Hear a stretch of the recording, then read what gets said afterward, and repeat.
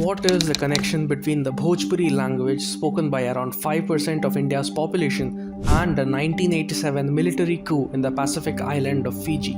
Let's take a look.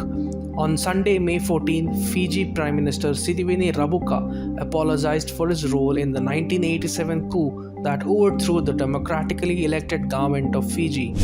Rabuka, who was then an army lieutenant colonel, entered Fiji's parliament, arrested then Prime Minister Timothy Bavadra, and suspended the constitution. Bavadra was the first Indo-Fijian to lead the country, and his electoral victory had meant that Fiji's cabinet was dominated by Indo-Fijians for the first time since the island nation's independence in 1970. Rabuka's military coup was driven by the fear that indigenous Fijians would lose political control to Indo-Fijians who already dominated the country's economy. These Indo-Fijians were the descendants of indentured laborers who had been brought from modern-day Uttar Pradesh and Bihar to work in the British-owned plantations in the island between 1879 and 1916. And these Indo-Fijians speak Fiji Hindi, a language that is heavily influenced by Bhojpuri, Maithili and Awadhi languages of their homeland.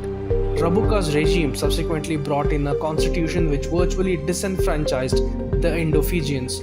Street violence against Indo-Fijians followed and tens of thousands fled the islands. Rabuka's actions thus had far-reaching and long-term consequences for Fiji's relationship with India. Rabuka's recent apology is thus seen as a significant step towards reconciliation between the indigenous Fijian and Indian communities. It also sends a positive message to India.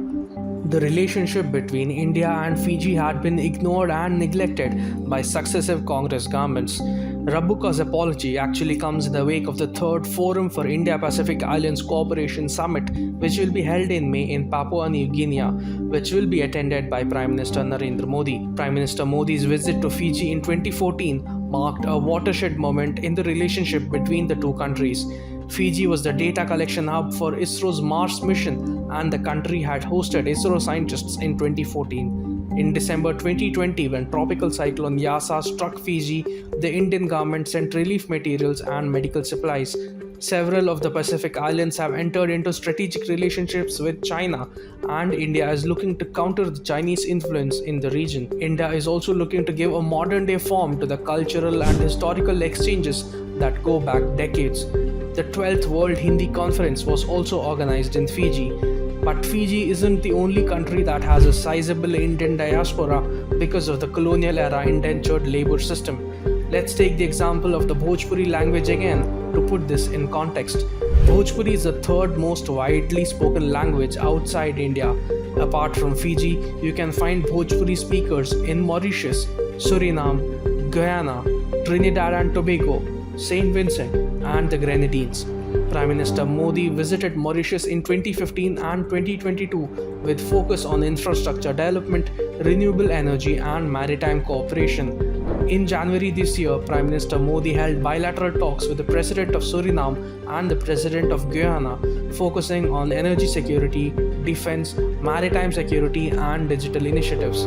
Both countries praised India for helping them out with jabs and medical supplies during the pandemic.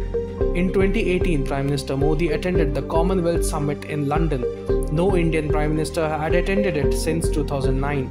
With India's growing stature on the world stage, the Commonwealth is significant as it also brings together these Pacific and Caribbean nations which have an Indian diaspora. India and these nations are united by history, culture, and language, and Prime Minister Modi has ramped up the outreach to the Indian diaspora there. Rather than a liability, the Indian diaspora is today considered an asset and as India's soft power beyond national borders. This was something that was never thought of during the Congress era. India under Prime Minister Modi is thus emerging as the natural leader of the global south in today's multipolar world.